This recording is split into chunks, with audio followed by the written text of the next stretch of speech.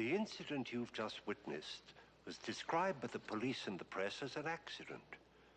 Which, of course, it wasn't, just as sure as my name is Boris Karloff. We're concerned now with some of the people who live in the small resort town where the accident took place several weeks ago. We're going to see these people through the eyes of a murderer at large, unidentified, unsuspected, unpredictable, as the urge to kill again becomes irresistible. The name of our story is The Watcher, and our principal players are Mr. Martin Gable, Miss Olive Sturgis, Mr. Richard Chamberlain, Mr. Stuart Irwin, Miss Gloria Clark, Miss Irene Hervey, and Mr. Alan Baxter.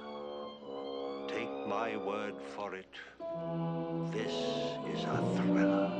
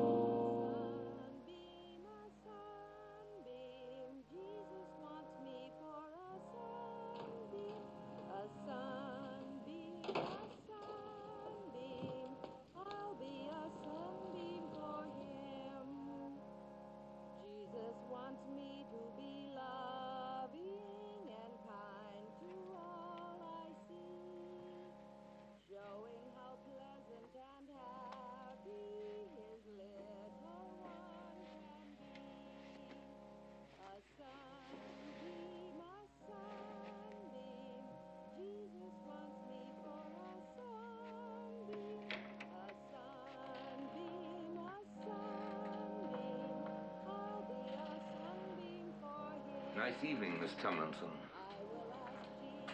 Yes, it is, Mr. Bronte. Mrs. Appleby is in rare voice tonight. Yes. It's good to have you home again. Feeling better? Yes, thank you. Susan was a lovely girl, and so young to be taken. Why? Why? Why? Great grief is a divine and terrible radiance which transfigures the wretched. The burden of your grief can be shared. Please call on me if I can help. Oh, you're very considerate. But I'll be all right.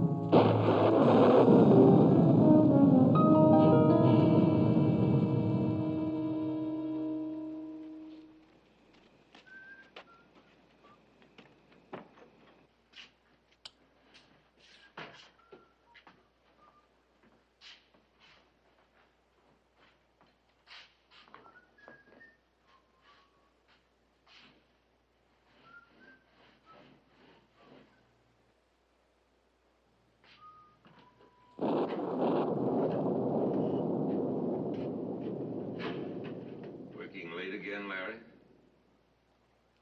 Yeah. Keeping these old hulks in the water is a full-time job, I imagine. Mm-hmm. Your aunt's fortunate having you to work for her. Somebody's got to take care of this place. She's a widow, and these boats in her house are all she's got. Yes, but most boys your age would rather be out roaming the streets. You're to be commended, Larry. Believe me. I'm a teacher. I know something about boys. I know how they squander their time. You want something, Mr. Freitag? I make you nervous watching you work. Nobody makes me nervous. How old are you, Larry? 20? Graduate from high school? Sure. Plan to continue your education? Go on to college? I hadn't given it much thought. You were seeing quite a lot of Miss Tomlinson's young sister before she was drowned. Well, Susie used to hang around here a lot, if that's what you mean, but I wasn't dating her. Well, she was a nice kid, but she was always underfoot. She all the time pestering me. I know. I'd rather not talk about it, Mr. Freitag. Do you mind? I suppose a good-looking young man like you doesn't have any trouble finding feminine companionship. I hadn't thought much about it. Must be a problem for you. I mean, avoiding unwelcome attentions. I can take care of myself. I'm sorry, Larry. I didn't mean to pry. I'd really like to help you. Thanks, but I'm doing all right. An older man can sometimes help keep a boy straight. Life is full of dark paths. It's so easy at your age to lose the way. Many temptations come our way. But if we refuse to learn from our mistakes, if we make them a way of life... You sound just like my Aunt Eunice. I'm trying to be your friend, Larry. Look, Mr. Freitag, I'm doing all right. If I ever need your advice, well, I know where I can find you.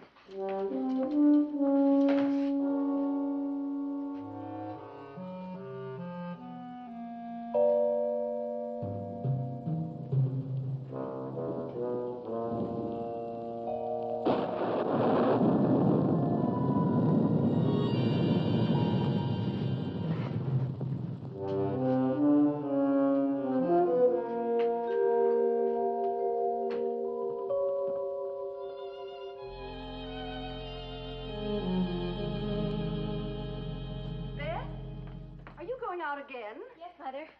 I had hoped you'd help me with the arrangements for the garden party.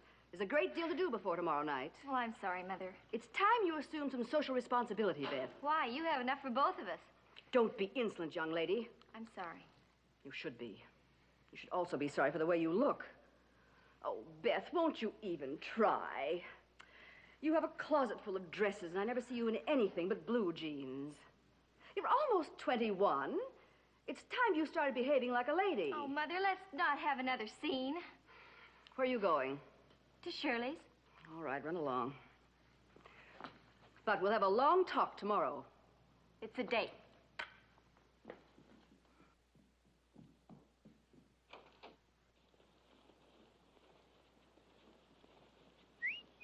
Hi, kitten. Uncle Florian, what are you doing out of bed? All right, let's have it.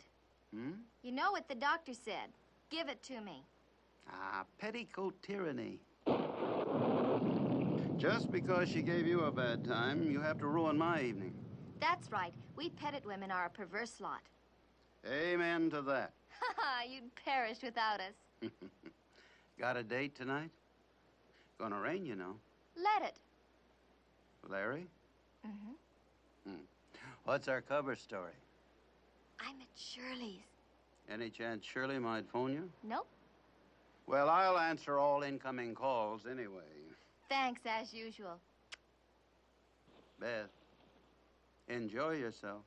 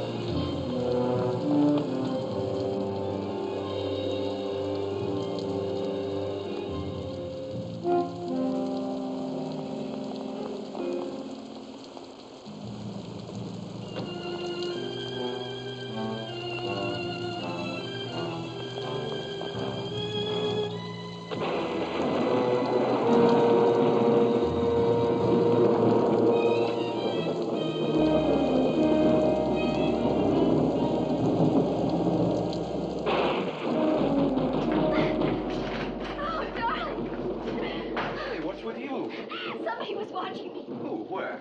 On the dock. Don't go out there, Larry.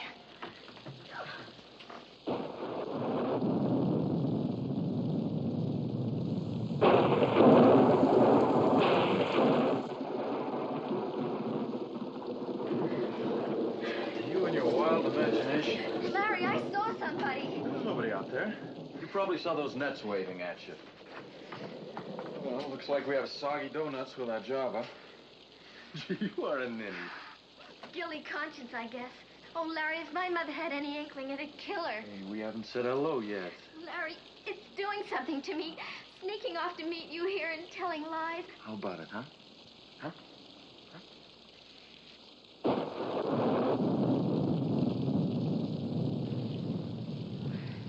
Hello. Hiya. Hey, you're soaked.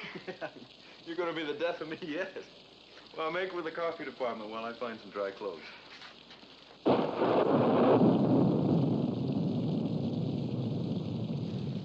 Do you remember that high school teacher I told you was renting from Vita Tomlinson? You never told me about any teacher. Didn't I? No? Slipped my mind, I guess. Well, what about it? His name's Freitag. He was questioning me tonight. About what? Oh, how old I am. Do I plan to go to college? Stuff like that. Well, he's a teacher. Maybe he likes you and wants to help. Oh, his help I can do without. He gives me the creeps. Well, then, forget about him, darling. Think about us. What about us? Well, for a start, I love you. That's only the half of it. As soon as I find somebody to help Aunt Eunice, we're going to get married. Right? Right. And we're going to leave this place together, right? Right.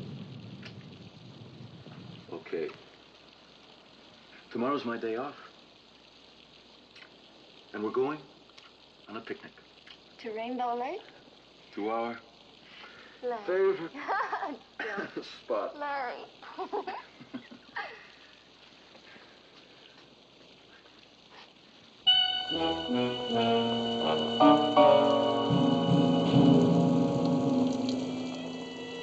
Oh, corrupt and faithless seed, how long shall I endure thy iniquity?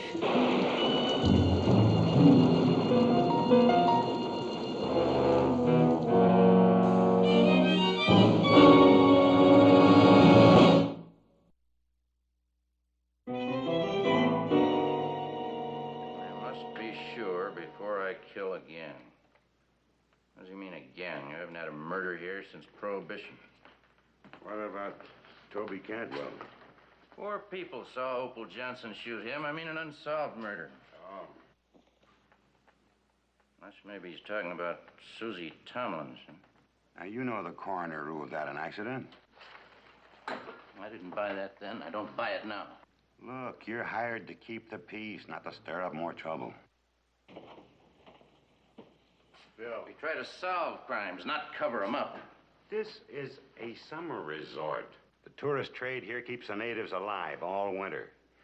And no elected official is going to hand down a verdict that's going to scare off the tourists, especially if not a single shred of evidence. What about this? Some crank. Maybe. Maybe he's a murderer. Only a psycho could write a letter like this. Someone who reads his own corruption into everything he sees. Look, Al, if this letter's on the level, you got a sitting duck out there, and before you know it, he'll be a dead duck. You wouldn't want that to happen, would you? Of course not. All right. And why don't you let me nose around a little, ask a few questions, okay? All right, all right. Phil, keep this to yourself. No leak to the newspapers, no nothing, unless you're sure, okay?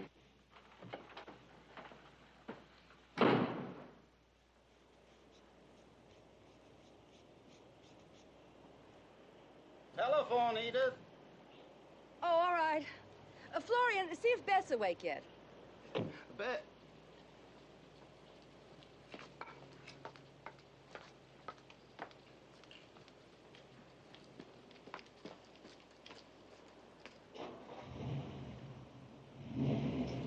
Morning, kitten. Where are you rushing? Larry and I are going on a picnic. Your mother's going to be furious. That's news? Beth, your mother and I had a long talk last night after you left. I can guess who did the talking. She's heard rumors about you and Larry. She's thinking of packing you off to the city. She wouldn't. You know that she would.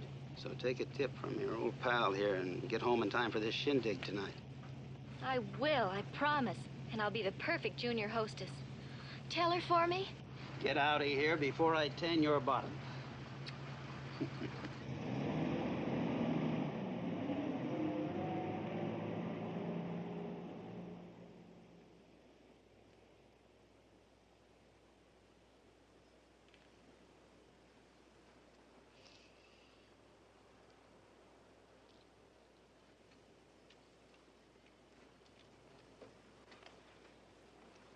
I heard you had a breakdown after it happened.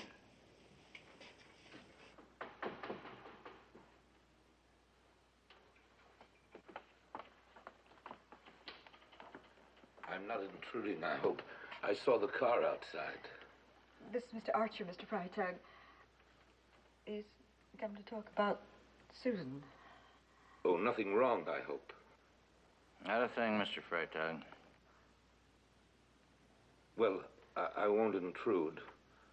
You know where to find me if I can be of any assistance. Thank you, but I'm already in your debt. Not at all. Not at all. Good day, sir.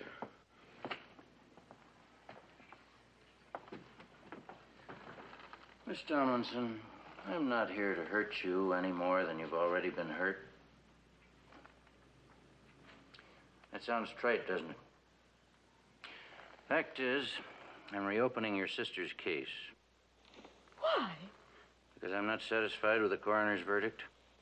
Why aren't you satisfied? I've made some inquiries about Susan and her friends. Among other things, I learned that Susan was an excellent swimmer. Susan slipped and hit her head on the dock. She was unconscious when she fell into the water. You don't really believe that? I have no reason to disbelieve it. Why do you ask such a question? Miss Tomlinson.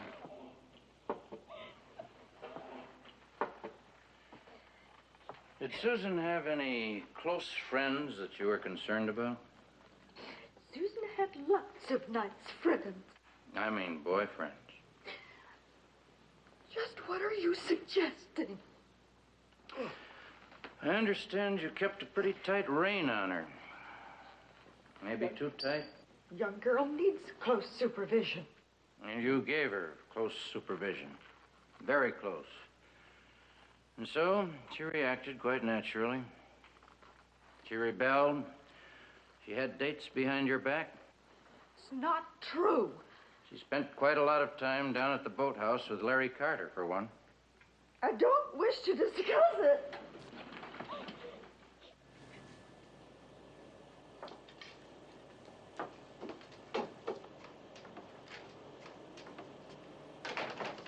Now, why do you suppose they're pestering that poor dear again? I don't know. Oh, it's Tuesday again, I see. Well, you told me if I worked weekends, I could have Tuesdays off. I'll not go back on my Christian word, you know that, but I do think you're seeing too much of that Pettit girl. Well, who I see and how often I see her is my business, Aunt Eunice. I've noticed a disturbing change in you lately, Larry. You've been keeping bad hours. There's been talk. Even Mr. Freitag has remarked about your behavior. I figured he'd be meddling.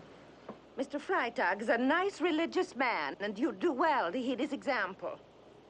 Pity he's only here for the summer. Yeah, ain't that a shame? Now, don't be surly, young man. I'm not being surly. Perverseness. Was there ever so much perverseness in the world? I better be going. Larry, Yes, ma'am. I don't mean to be harsh. I want you to have friends and good, clean fun, but you do have a responsibility. With your uncle dead, you're man of the house now. I depend on you. You understand that now, don't you? I understand.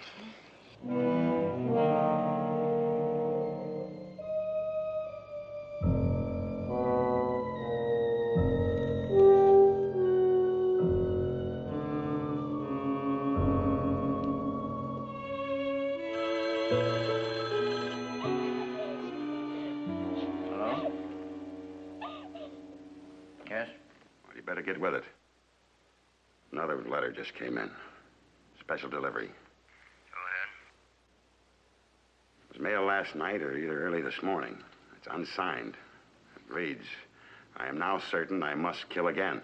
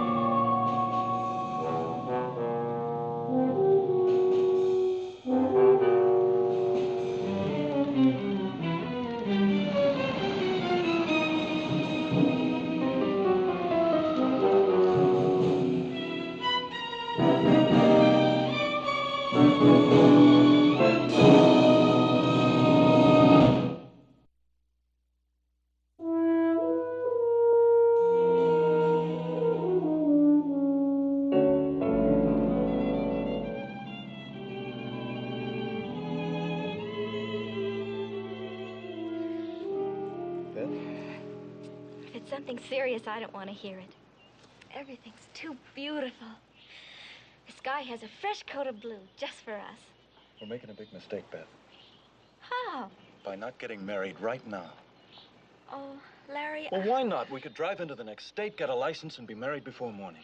But what about my mother and your aunt? Tell her you're spending the night at Shirley's. Shirley will cover for you. No. I won't start our life together with a lie. Well, it's a little late to be fussy, isn't it? Well, I hope it isn't too late, Larry. Because I've decided to tell my mother all about us. What we have is too precious to spoil with hiding and lies. I'm going to tell her everything. Have you gone soft in the head?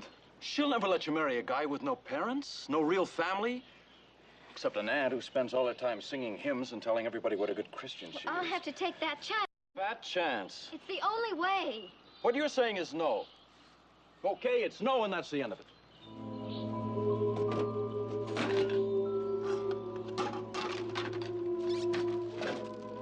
I'll drive you back to town. Larry? Beth, what are we gonna do? Oh, you goof. You wonderful, zany goof. I love you. I love you. Isn't that enough for now? Oh, it'll work out, honey. I don't know how, but it will. It will. It's funny, but I don't care much right now. Just as long as I don't lose you. Just you try and lose me.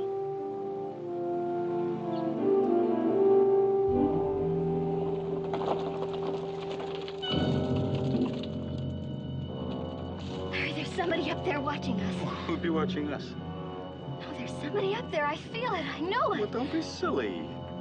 Let's go and find out. Cut it out, Beth. Okay, stubborn. Wait for me.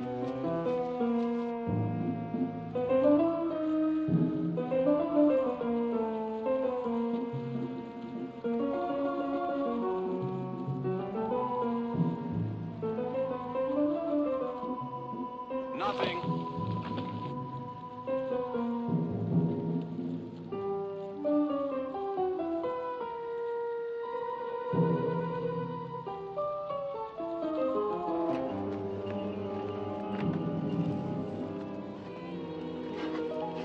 See what I tell you. I had the creepiest feeling, Larry.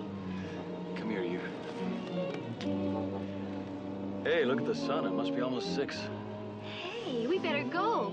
If I'm late for Mother's party, everything will be ruined. I'll race you down the hill.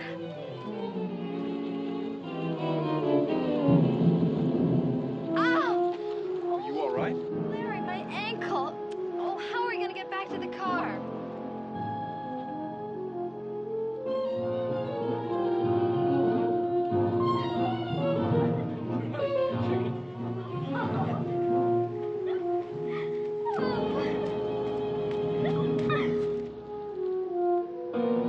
Flat. Well, I'll get the spare. I haven't got one. What are we going to do? Well, don't panic. I'll hitch you right down to Kearney's garage and get it fixed. You can change while I'm gone.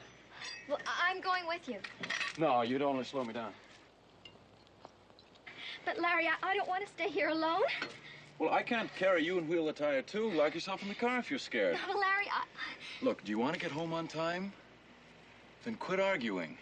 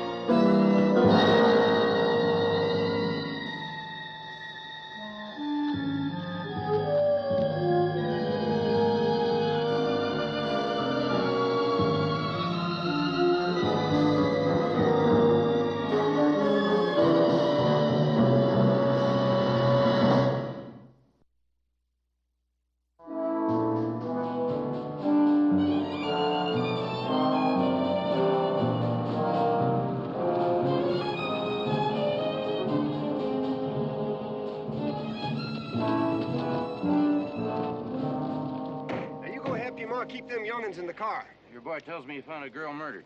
Yes, sir, she sure looks dead to me. Where is she? Up that trail yonder a ways. You see, we heard this horn a-honking and went up there to see if we could help. And when we got up near the car, this man come out from under the hood, took one look at us, and run off into the brush. Could you recognize him? No, but my wife here saw him tearing out towards town in his car. You know, he must have had it parked down the road a ways.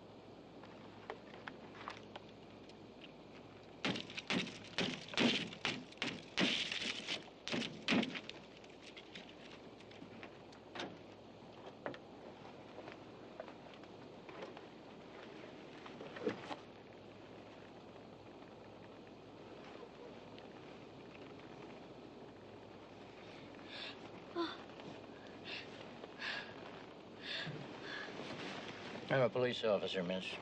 Are you hurt? No. I don't think so. What happened? Someone tried to kill me. Who? I don't know. A man. Larry left me, and I felt I was being watched, and then he was standing there. You're all right. Cry it out. You can tell me all about it on the way into town.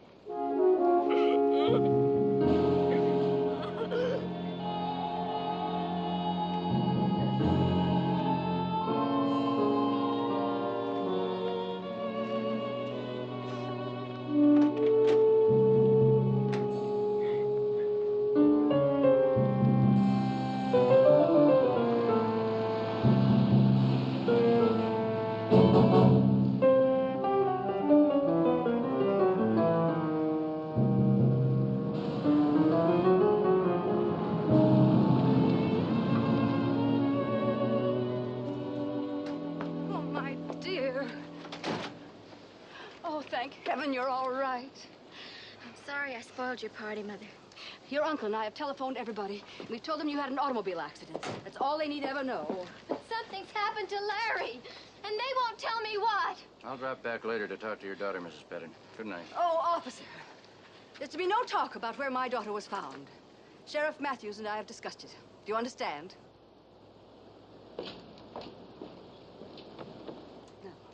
Let's go and have a talk about what we're going to tell people. No, I'm going to Larry. Miss! Uncle Florian, can I borrow your car? You're staying here, and you're going to do exactly as I tell you. I'm sorry, Mother. Yes, your mother may be right. If the newspapers get a hold of this, you know how they'll slant the story.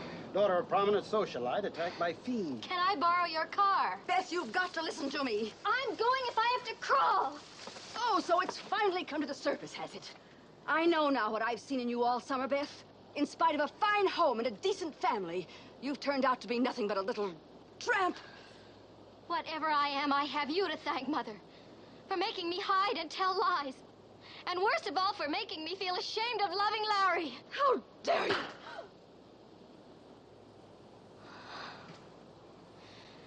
And thanks for that, too. Beth, wait. I'll drive you.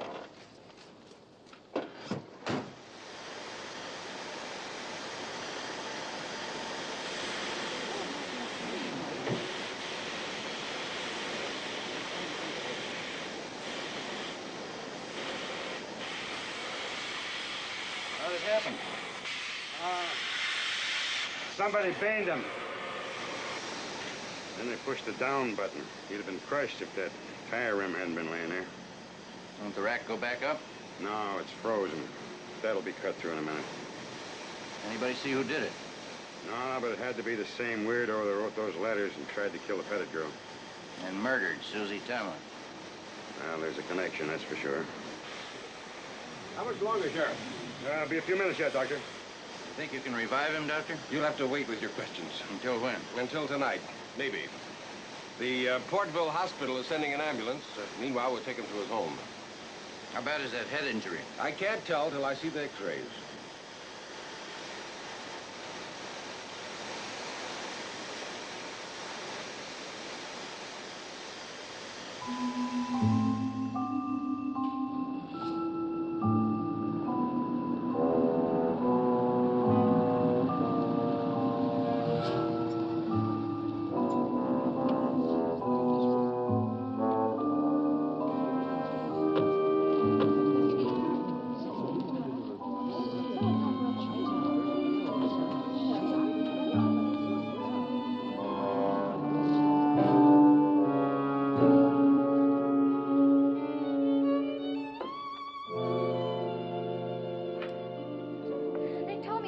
They brought him here. Where is he? So you're the young miss that started all this trouble. Out of charity, I take in a homeless boy, and suddenly my house is filled with policemen and tramps. Now, just a minute. It's all right, Uncle Florian. I'm getting used to that name now. Well, listen to her. She actually flaunts the fact. Where's Larry? Upstairs in his room. But you're not going up there. Don't try to stop me, Mrs. Appleby. Unless you want a scene your neighbors will never forget. Oh, Beth, I'd better get back to your mother and try to square things for both of us. Phone me when you're ready to come home.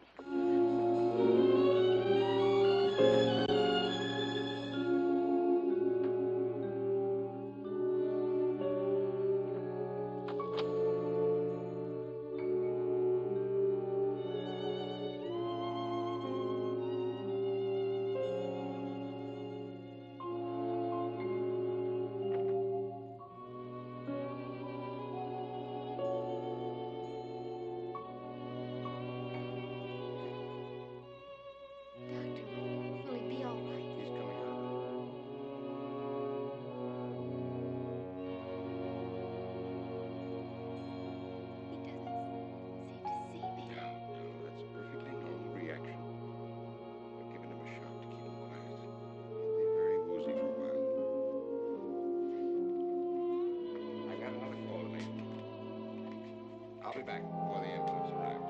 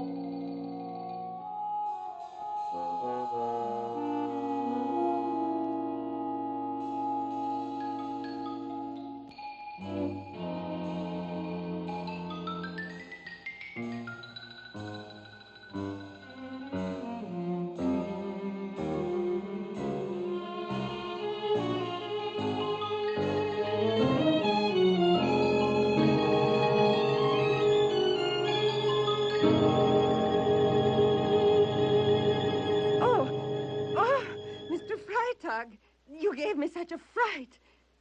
I'm so sorry, Mrs. Appleby. Why didn't you come in the front way? There's a policeman outside. I was afraid he wouldn't let anybody in the house. And I was concerned for you. Oh, how kind you are. Only the other day I was telling Miss Tomlinson how you've been taking an interest in Larry. I saw them bringing Larry home. What happened, Mrs. Appleby? You haven't heard?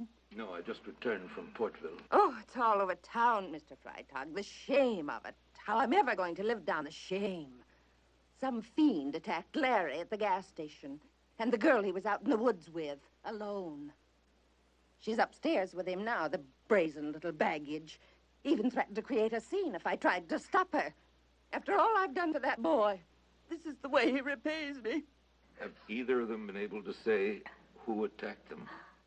No, but the sheriff told me the girl will probably remember what the fiend looked like when she gets over her shock. I see. Well, you'll have to excuse me now, Mr. Freitag. The doctor's given me a prescription to get filled for Larry. You're leaving them up there alone? Oh, dear. Could you possibly... Of course. I'd be glad to stay here and chaperone them. Oh, you're very considerate. All this trouble, if it didn't go contrary to my Christian beliefs, I'd wish the both of them dead. When night darkens the streets, then wander forth the sons of Belial. That's from Milton's Paradise Lost. Belial is the spirit of evil personified. One of the fallen angels. Yes. Well, I won't be long.